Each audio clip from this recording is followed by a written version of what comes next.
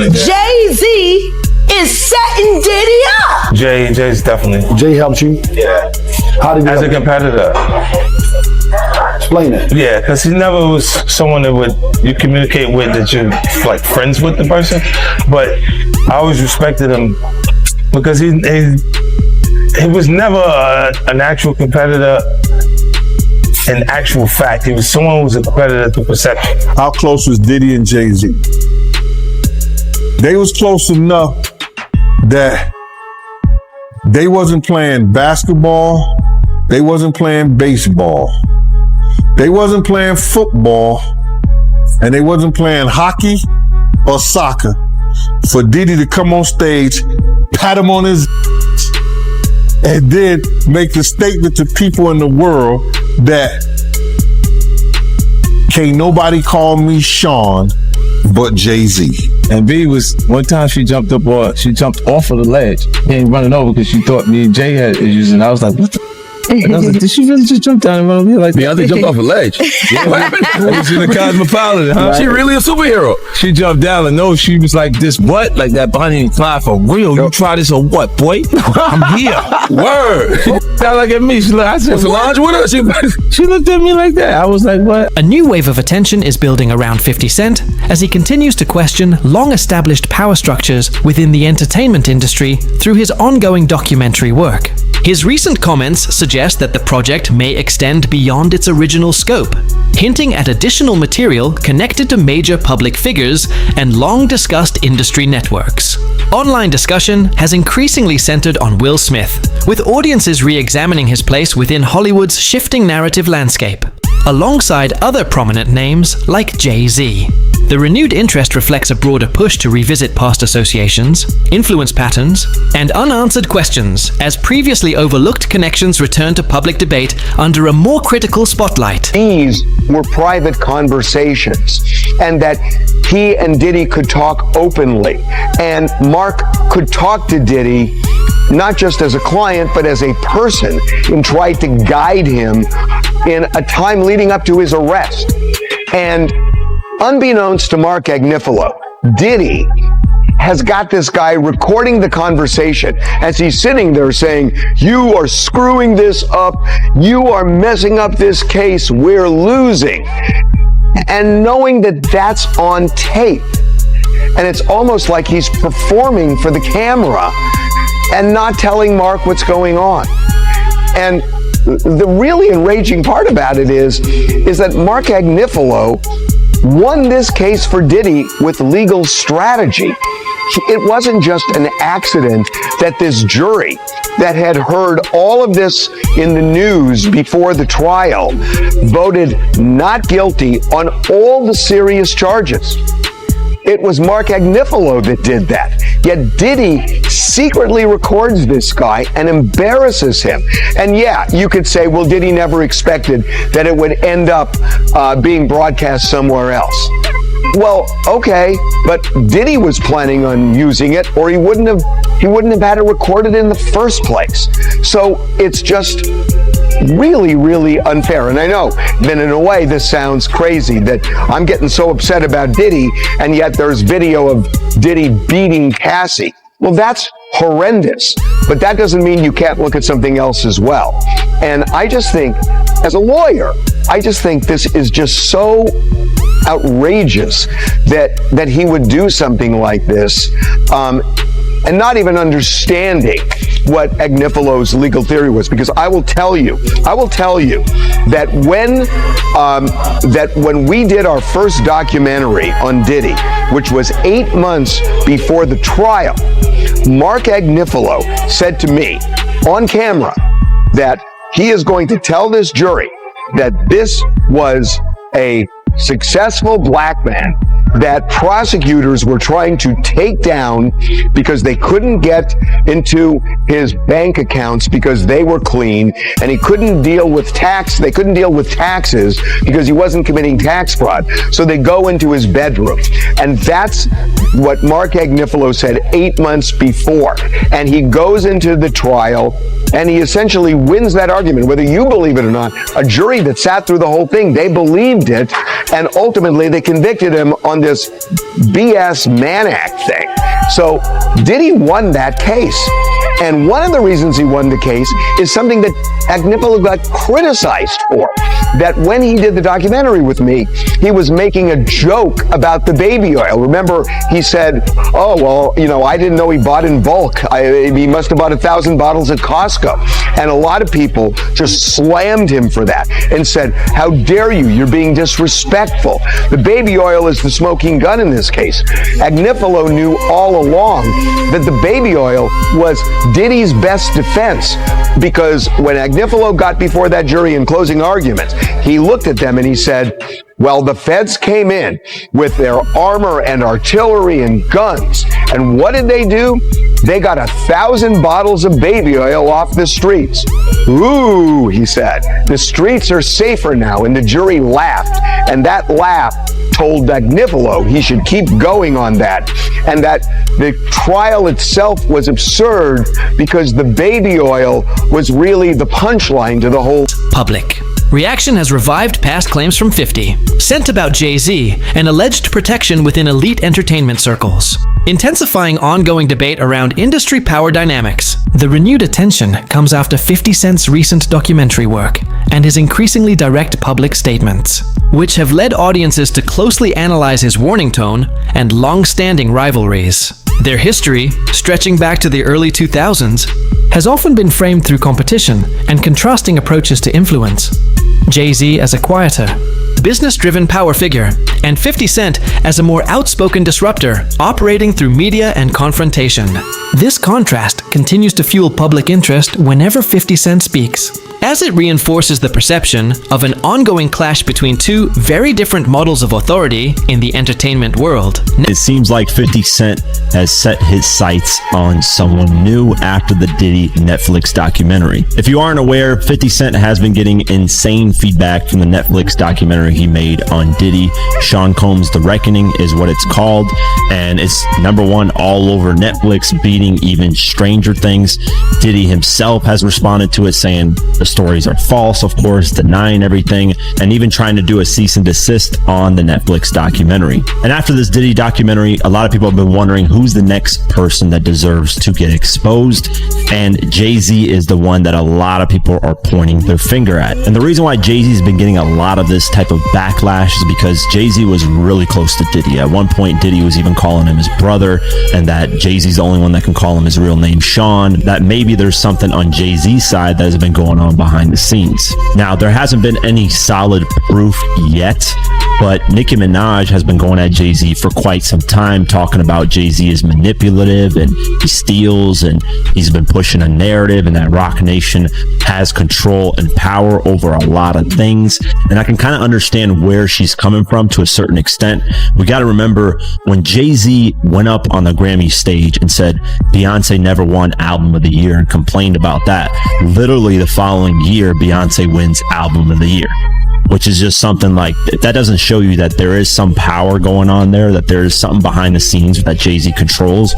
It's clear as day that it's all politics on who wins Grammys, you know, who gets the better light and things. So that kind of opened my eyes, you know, as to Roc Nation's power and how they manipulate things in the media. I'll never forget, Jay-Z would get this like special treatment all the time when it comes to the media. I mean, Hot 97, when they interviewed Jay-Z, they literally rolled out a red carpet. They never did that for any other artist. So Jay-Z's always had this kind of special treatment when it came to things. But now the question is Jay-Z involved in crazier things? I mean, there's been a lot of speculation in a lot of different ways, and people are pointing their attention towards 50 Cent wanting him to do a Jay-Z documentary. And it looks like he might actually do it, because on Instagram he posted a drawing of Jay-Z that kind of makes fun of his looks, and he posted that photo and he said this in the caption: "Please stop sending me stuff like this. I'm not gonna post it." Basically making a joke, you know, because obviously he posted it on his social media. But, and here's the interesting but in this, is someone commented on the post and the comment got liked by 50 Cent. And this is the comment. It's from Dom KMDA. I hope I pronounced that right, Dom Kanada. He commented saying, "My only question, he's next, isn't he?" And 50 ended up liking that comment. And here's the thing. I actually saw this on Twitter and X, whatever, Twitter, X, whatever you want to call it. And I wanted to confirm, is this real? Because a lot of people Photoshop these type of things just to create drama and create this speculation. So I actually DM'd the guy himself and I showed him the photo and I asked him, "Hey, is this a real photo? Did 50 like your comment?" He said, "Hey, yes, he did." And I was like, perfect. Thank you for confirming. Thought it was Photoshopped. I will appreciate the response. And he said, "I was surprised as well. Didn't see that coming." So shout out to him for, responding to my DM and confirming that, the comment actually got liked by 50, because, a lot of people Photoshop and spread narratives. So me being the proper journalist, or whatever you want to call me, news reporter, I, wanted to go get to the source and see if it was actually real. There's also something that's very interesting that went over a lot of people's heads, and that's the documentary coming out on December 2nd. That Diddy documentary coming out on that date. Literally 2 days later, you have Jay-Z's birthday, December 4th, which to me sends a subliminal message to Jay-Z that you're next. So that's crazy. That just, to me, shows that 50 is potentially gonna work on something going at Jay-Z, and he might get Nicki Minaj involved, because Nicki Minaj has a huge issue with Jay-Z with a lot of things, and I don't even know the full details of that, because she's gone at Jay-Z for quite some time. As years progressed, Jay-Z continued operating within highly influential entertainment and corporate circles, while 50 Cent often responded to industry developments with indirect criticism and commentary, rather than direct confrontation. Recently, however, his remarks have taken a more pointed tone, fueling online speculation and placing Jay-Z and Beyoncé at the center of renewed discussion about long-standing rivalries and power dynamics in the music industry. The conversation has also broadened to include Oprah Winfrey, largely driven by resurfaced public criticism and 50 Cent's earlier disputes regarding media influence and perceived selective storytelling. This mix of past tensions and present commentary has intensified public debate, as audiences reassess how influence, access, and narrative control shape the reputations of some of entertainment's most powerful figures. Weinstein, Oprah, Epstein, he was running with that whole crew. They want to know how we're going to do it, how the public is going to take him. Is the public going to let him back in? And the public is not. The public is already canceling him. I don't believe the industry has canceled him yet. All those people who went to those Diddy parties, not one of them had came out and denounced what he has done. I haven't heard one of them. I have not heard one person denounce, well, man, let God handle it. Get the hell out of here. Get out of here with that. If that was your daughter, would you let God handle it? All those people, they ain't denounced him. They ain't definitely, they can't come forward and say, yo, I support them, because it would mess up their brand. It would mess up their brand. Jay-Z, we the only one could call each other Sean. Jay is the only one could call me Sean. I'm the only one could call him Sean. Get the hell out of here. If that ain't no fun boy stuff.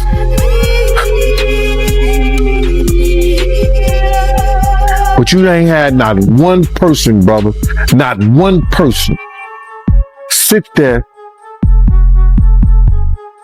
denounce what he did, or come forward and say, I support him. The discussion has also brought renewed attention to past criticism involving Oprah Winfrey, as older industry debates resurface in online conversations about media influence and storytelling power. Some entertainers have previously voiced concerns about their experiences in major interviews and public platforms. And 50 Cent has occasionally echoed similar sentiments in broader commentary on how narratives are shaped. While various controversies linked to her global initiatives have been revisited over time, most claims have been addressed or disputed, yet they continue to circulate in public discourse. As 50 Cent expands his documentary-driven approach, audiences are increasingly examining how influential figures like Jay-Z, Beyoncé, and Diddy have repeatedly intersected across major cultural and professional spaces, reinforcing ongoing scrutiny of how power networks operate within entertainment. Beyonce didn't want to speak and does not speak to Brandy. And the truth of the matter is, there she go back there with Monica and Kelly, and there go Patti LaBelle, and then there goes Solange, all right? And there's a reason why Solange is around as well. Because if you guys don't know, for a while, Solange and Beyonce actually were not on speaking terms, but they're back talking now, they're back cool, and basically Solange is around to keep Beyonce spiritually protected. Solange is the spiritual protector of that family. Don't get it twisted. Mama Tina is powerful. Solange is the most powerful list. You better ask some damn body, all right?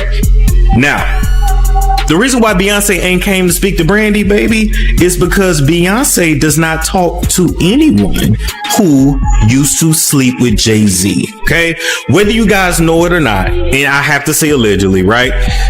Jay-Z and Brandy used to talk back in the day. And by back in the day, I mean like late 90s type stuff, right? Brandy always kept Jay-Z on the low back in the day because, quite honestly, he was too ugly to be out in public with. I'm just keeping it real. To claim him publicly, he was too ugly back in the day. Now, when you try to search up pictures of Jay-Z and Brandy, you will find... Hold up, let me see. Hold up. Let me see, because I thought I had a picture of them two.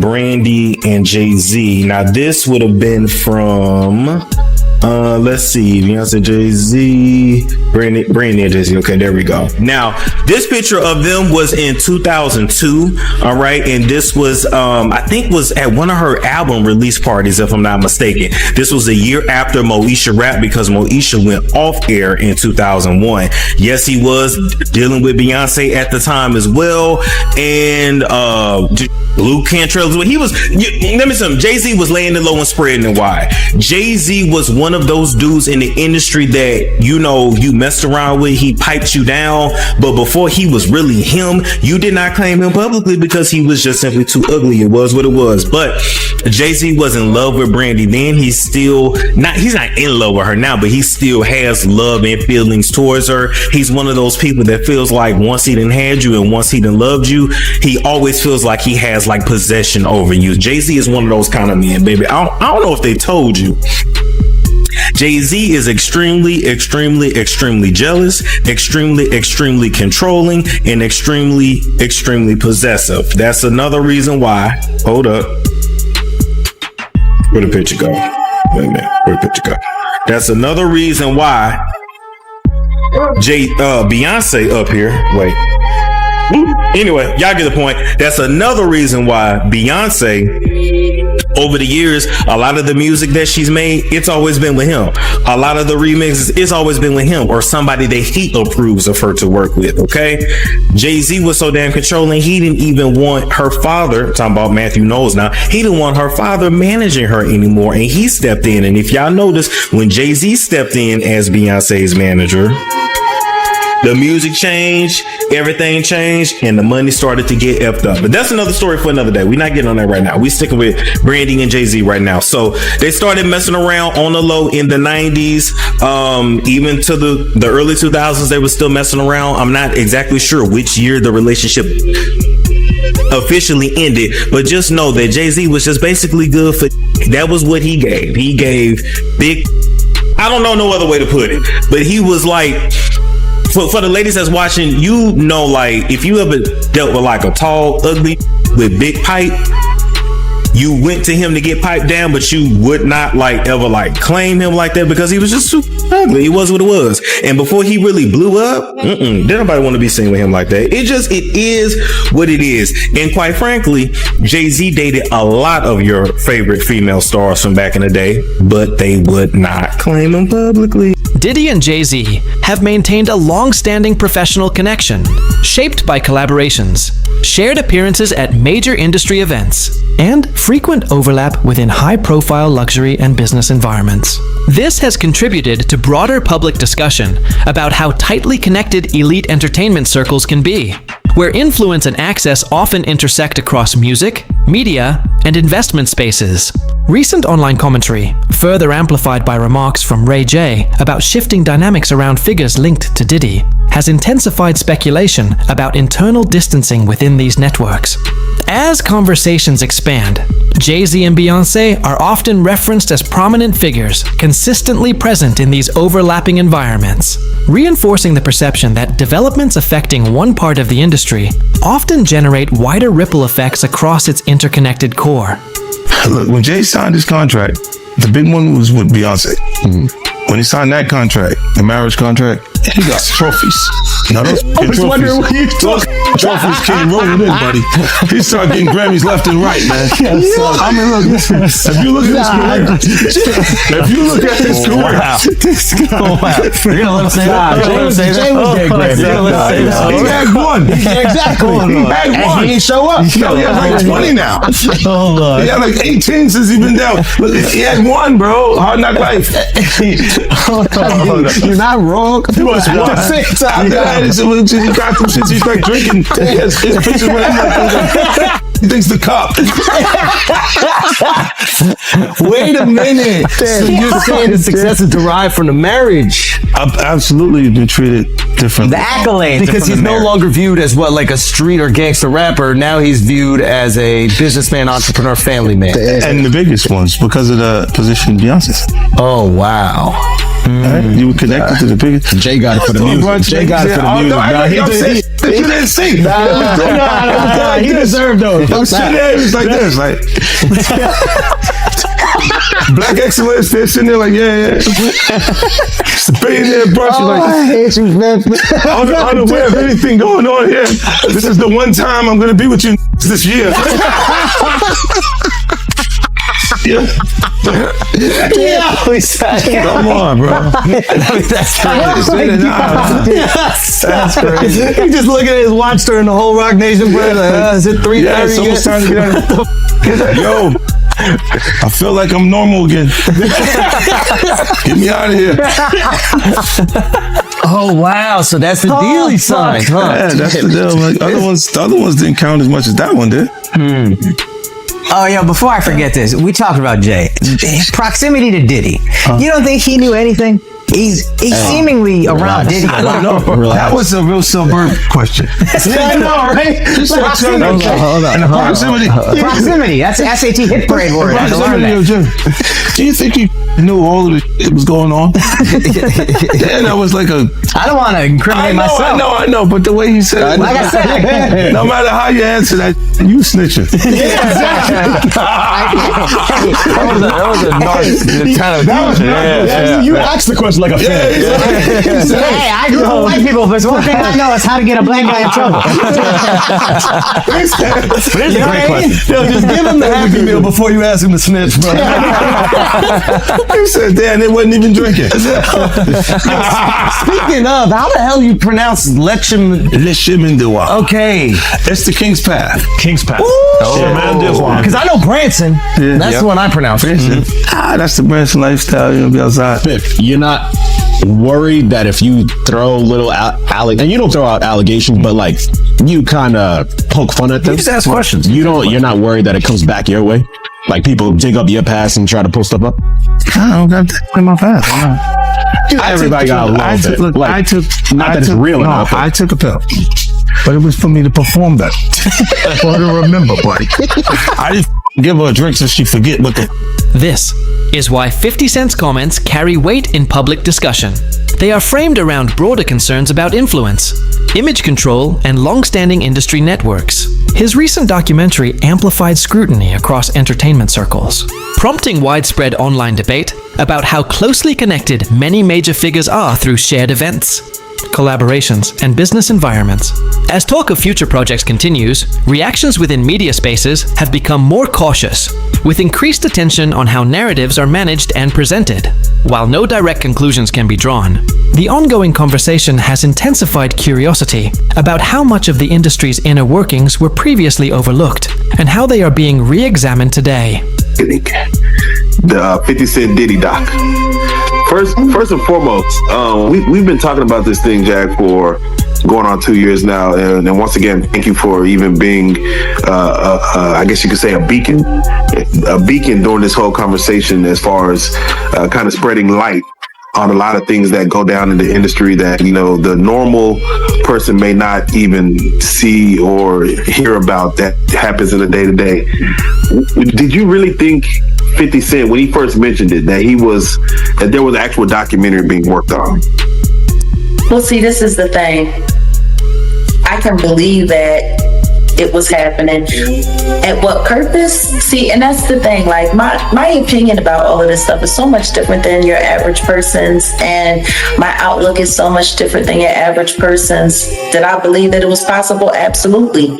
Why wouldn't he be able to do a documentary? Why wouldn't he be able to bring in Alexandria to come and put this together? Like, the woman who directed this, she doesn't even seem to have a background in hip hop at all. That makes sense. So it's like, yeah, it's kind of interesting. It's kind of interesting. I mean, for crying out loud, Diddy sent him freak off videos. True. Very true. Interviews. Very true. About it. Did you feel that just 50 Cent's name being attached to it again? These are two, as everyone knows, the three names in hip hop are Jay-Z, Diddy, 50 Cent, when it comes to the status of where you could get as a business or a brand. I guess so. So for the top three individuals, for one to go at the other and release this doc, I don't know, what does that say to again, I keep asking about the hip hop state of things. What does that say to hip hop? Like, are we our own downfall? I guess I don't know. Well, I mean, I don't know. It all depends on what you consider hip hop. Like, I don't consider any of this debauchery, any of this animalistic crap. I don't consider any of this hip hop. I grew up in hip hop. You know, I know what hip hop culture is, and it's none of this stuff that people are selling. I mean, when did it stop being hip hop? We're going to go through the documentary itself, but when did it stop? It stopped being hip hop when it became corporatized. It stopped being hip hop when certain groups of people saw that they could use it to influence the mass public. When people saw how influential hip hop was, it became very clear. Once upon a time, not long ago, where people wore pajamas and lived life, you know, the laws were stern and justice stood, and people were behaving like they ought to good. There lived a little boy, and he was misled by another little boy, and this is what he said: "Me and you, can we go make some cash, robbing old folks and making a dash?" Come on. Like, they did the job, and money came with ease, but one couldn't stop us like he had a disease. He robbed another and another, and a sister and a brother. Tried to rob a man who was a detective undercover. Jay-Z. Beyoncé and Oprah are often seen in major entertainment and cultural spaces, which naturally places them within wider public discussions about influence and industry networks. With 50 Cent continuing his documentary-driven approach and maintaining a highly independent position in media, his comments have drawn increased attention online. His reputation for directness and business independence has shaped how audiences interpret his statements, often viewing them as more disruptive than traditional industry narratives. As a result, any hint of future projects or broader commentary tends to amplify public curiosity about how power and influence operate within entertainment circles, even when no direct claims are being made. A bunch of people in the studio, me and him got into it that night. Me and him got into it that night, and we started snapping and joking and talking to each other when he said about Danny Kane. He said they gonna keep on messing with me, or he said the word effing with me. They gonna keep on effing with me, and I'm gonna when you hear people saying this, this is crazy. This is so crazy right now, because I heard him say it. But to know that he was doing it, it's a whole nother thing. It's a whole nother light right now, bruh. He said it. I'ma drug them out and pimp them out to my they keep with me. And he was talking about Danny Kane as a group. He didn't single out any one of them. But to hear that he did it, that's just crazy to me.